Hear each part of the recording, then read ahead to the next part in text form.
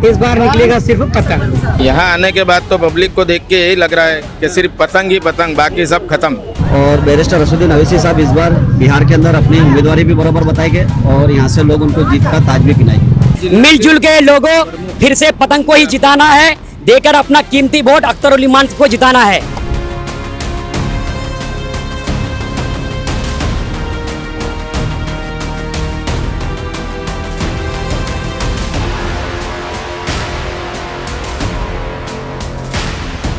अमौर में इस समय हम मौजूद हैं। बड़ा ईदगाह में ओवैसी साहब की जनसभा हुई है। पूरे सीमांचल में जिस तरह से लहर बनाने के लिए, वोट साधने के लिए जिस तरह से दौरे पर दौरा, रैली पर रैली की जा रही है, जनता इतनी ज़्यादा है यहाँ पर कि यहाँ से निकलना मुश्किल है। इसलिए हमने सोचा कि चलिए पहले वीडियो शूट कर लेते हैं। आधा पौन घंटा लग जाएगा अभी पैदल अगर हम निकलेंगे।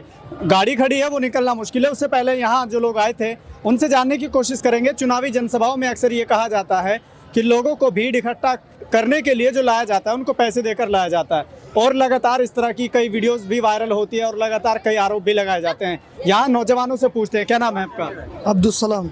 क्या लग रहा है यहाँ कितने लोग थे, कितने में लेके आए यहाँ लोगों को भीड़? बहुत भीड़ है, बहुत ज्यादा भीड़ है। इतना भीड़ है कि कोई अंत नहीं है इतना भीड़ का। ये सब पैसे पे आई थी कि नहीं, कोई पैसा नहीं है, प्यार है, मोहब्बत है मजलिस की। राजनीति में बहुत आते हैं पैसे लेकर भीड़ नहीं, दिखाने कोई पैसा नहीं है, सिर्फ मोहब्बत है ओवैसी साहब का। सीजन चल रहा है आजकल। नहीं, सीजन का कोई बात नहीं है, प्यार है, मोहब्बत है ओवैसी साहब का।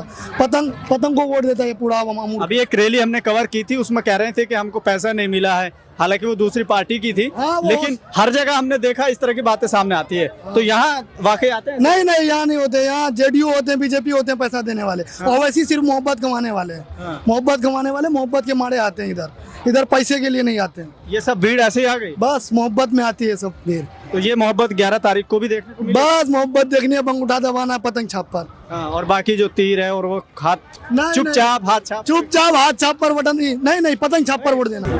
हाथ छाप कोई नहीं, हमारा बात जो उठाता है पतंग छाप पर बटन दबाना बस। क्या कहेंगे? जैसे इतनी बड़ी भीड़ देखकर कई लोग कह रहे हैं कि ये सब पैसों पे बुलाई जाती है, ये सब पैसों पे है, क्या कहेंगे? नहीं, ये पब्लिक जो आई है ये बैरिस्टर असदुद्दीन साहब की मोहब्बत में और अख्तरुल इमान साहब की मोहब्बत में पब्लिक आई हुई है। यहाँ आने के बाद तो पब्लिक को देख के यही लग रहा है कि सिर्फ पतंग ही पतंग, बाकी सब खत्म। क्या बात कर रहे हैं?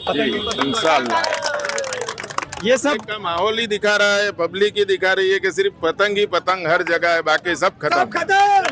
जैसे ये हेलीकॉप्टर है ना, तो कई लोग कह रहे हैं कि हेलीकॉप्टर देखने आते हैं और जैसे ही वोट पड़ते हैं तो उस समय ये सब भीड़ कहीं और शिफ्ट हो जाती है। नहीं, ऐसा नहीं होता है।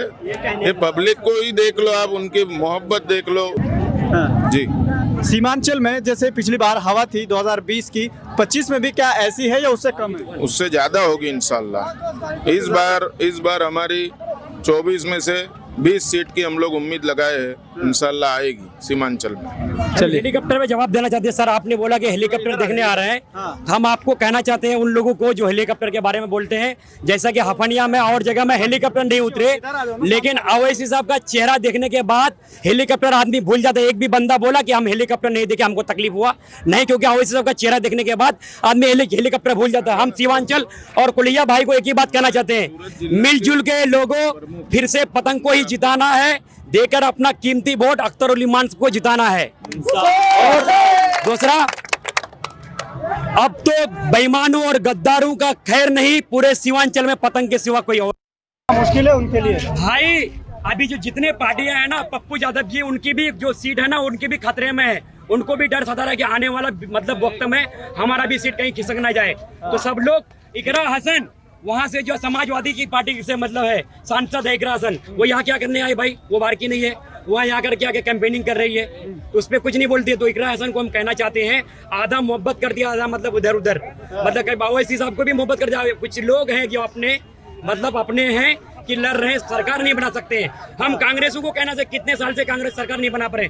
कहीं ऐसा ना हो कि राहुल गांधी जी खाद देखता रहे और चारा छोड़ कर भी बेटा खाद देखता रह जाए। वो हम एआईएम के बिना मुख्यमंत्री नहीं बन सकता है। अब की बार जितने कुलैया और सुरजापुरी मिलके हम लोग दिखा देंगे कि हमारे बिना अगर मुख्यमंत्री नहीं बन सकते हैं तो डिप्टी सीएम हमारा अख्तर साहब जरूर बनेगा, क्योंकि हमारे बिना इनकी सरकार नहीं बन सकती है।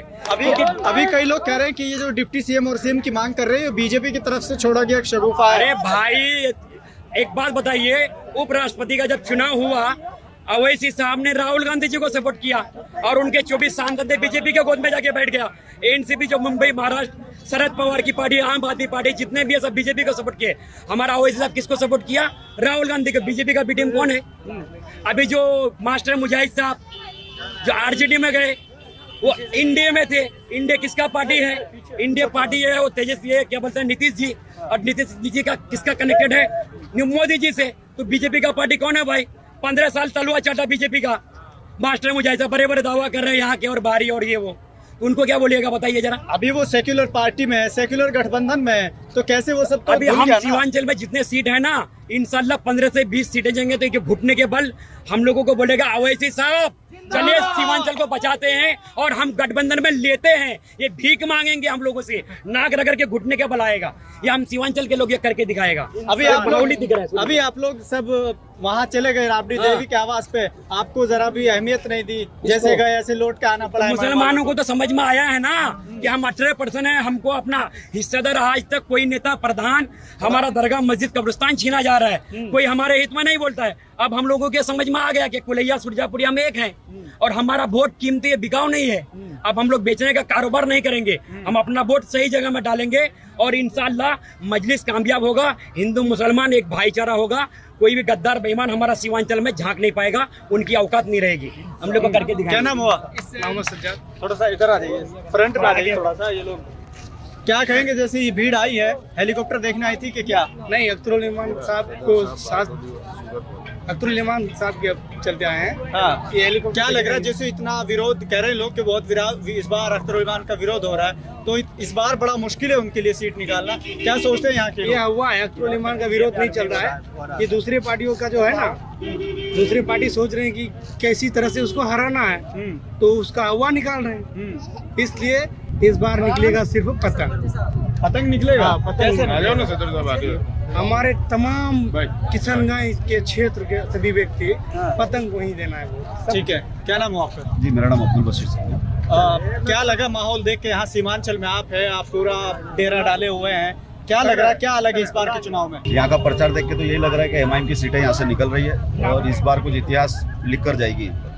हर बार के चुनाव में प्रचार बहुत अच्छा होता है और प्रचार बहुत ज्यादा होता है। कई लोग तो ये भी दावा करते हैं कि सब पार्टी से ज्यादा भीड़ अगर कहीं होती है तो वो ओवैसी की जनसभा में होती है, लेकिन वो वोटों में कन्वर्ट नहीं हो पाती। इसके पीछे की वजह क्या है? इंशाल्लाह इस बार होगी और इसके पीछे की वजह कुछ और नहीं है। पब्लिक चाहती है, मतलब मैं अवैसी साहब को पसंद भी करती है, वोटिंग भी होता है, कहीं ना कहीं हर चीज़ों के अंदर डिस्ट्रिक्ट के अंदर एक काम बढ़ जाता है। और बैरिस्टर असदुद्दीन अवैसी साहब इस बार बिहार के अंदर अपनी उम्मीदवारी भी बराबर बताएंगे और यहाँ से लोग उनको जीत का ताज भी पिनाएंगे। अभी जैसे अलग अलग स्टेट से दूसरी पार्टी के भी सांसद और विधायक लोग आए हुए हैं, लगातार कह रहे हैं कि ओवैसी की सरकार तो बनने वाली नहीं है। इससे अच्छा ये है कि उनको वोट खराब ना करके गठबंधन को दिया जाए जो यहाँ से सरकार बना सकता है। देखिए, जो लोग आके ये जो बातें कर रहे हैं यहाँ पे, मैं पूछता हूँ कि वो जो जगह के ऊपर इलेक्शन लड़े, जहाँ से सांसद बने, क्या उनके लड़ने से, उनके जीतने से वहाँ पे उन्होंने सरकार बना लिए?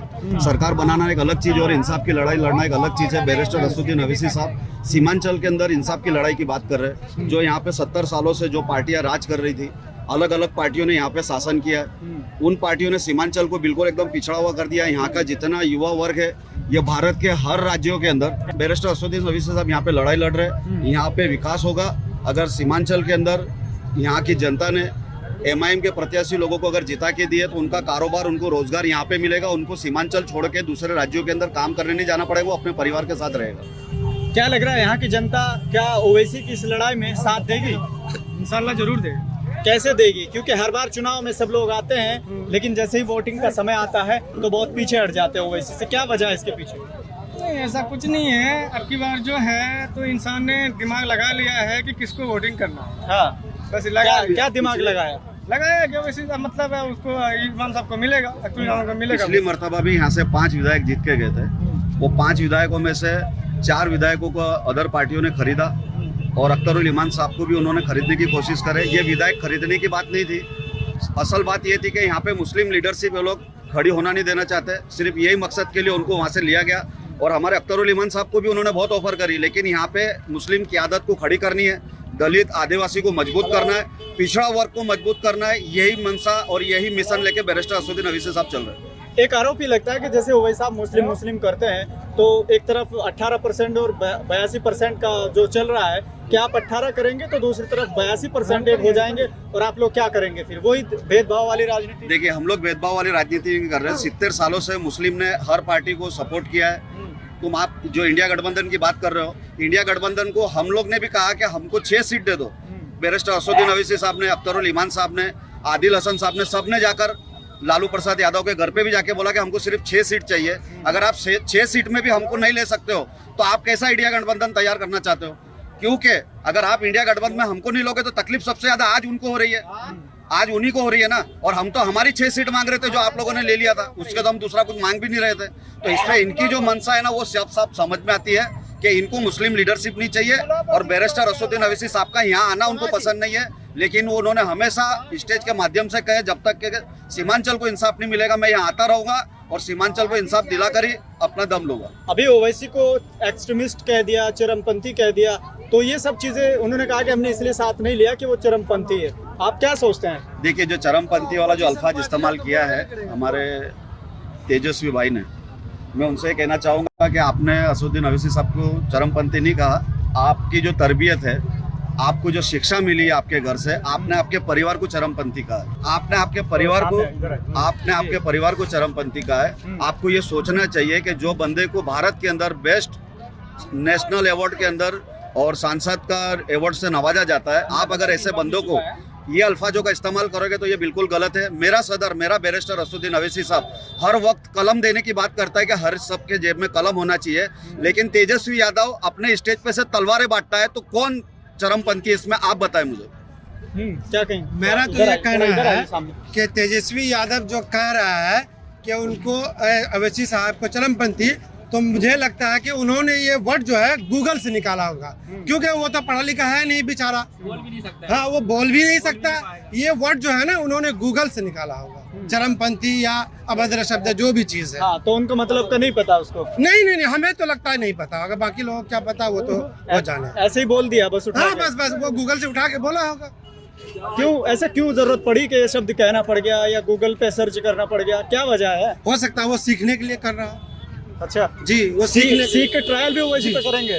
हाँ, नहीं, मुस्लिम को टारगेट किया जा रहा है ना, इसीलिए हो सकता है वो आजमाए इस पे। लेकिन मुस्लिम तो उनकी सरकार बना रहा है। हाँ? मुस्लिम तो उनकी सरकार बना रहा है। नहीं, कौन बोल रहा है उनकी सरकार बना रहा है? अगर सरकार बनाते तो यहाँ पे लोग इतने इकट्ठा होते नहीं होते, इकट्ठा नहीं होते। इकट्ठा तो हर चुनाव में होते हैं, हर सभा में होते हैं ओवैसी साहब के। क्या बोल रहे जी? इकट्ठा तो हर सभा में होते हैं, हर चुनाव में होते हैं, लेकिन उतना वोट नहीं मिल पाता है। वोट नहीं मिल पाता है। इस बार मिलेगा, इस बार मिलेगा। आगे आइए थोड़ा। क्या कहेंगे, जैसे ओवैसी को चरमपंथी तक कह दिया गया और कह रहे कि भीड़ आती है वोट नहीं देती है, ऐसे जैसे आए थे वैसे आप बिरयानी खिला के इनको भेज देंगे? देखिए, इसका सोच घटिया है। ये पहले की तरह मुसलमानों को सोचते बेवकूफ बोला करके हम वोट ले लेंगे, जैसे पहले ये करते थे आज से 20 साल 15 साल पहले। 13 साल बाद ये ओवैसी साहब जो जज्बात आज दिलों में जो जगह है वो बहुत महत्वपूर्ण है। कहने का मतलब है कि आज तक कांग्रेस या बीजेपी मुसलमानों को बीजेपी के सामने दुश्मन बना के खड़ी की है। आप मिसाल के तौर पे पूछेंगे कैसे है, आप मिसाल के तौर पे समझिए, आज तक वो वोट विकास के नाम पे मुस्लिम एरिया में नहीं मांगता है, हिंदुस्तान में कहीं पे भी है। वो वोट मांगता है कि अगर हमें नहीं दोगे तो बीजेपी आ जाएगी। वो डराने वाले राजनीति करते हैं। और ओवैसी साहब का सीधा संदेश है, डर को निकालो, सच्चाई का साथ दो। सच्चाई का मतलब है तुम अपना लीडरशिप खड़ा करो, तुम इस देश में रहते हो, तुम अपना हिस्सेदारी की बात करो। और तेजस्वी, अखिलेश यादव जितने भी है ये बहुत बेवकूफ़ राजनीति करते हैं।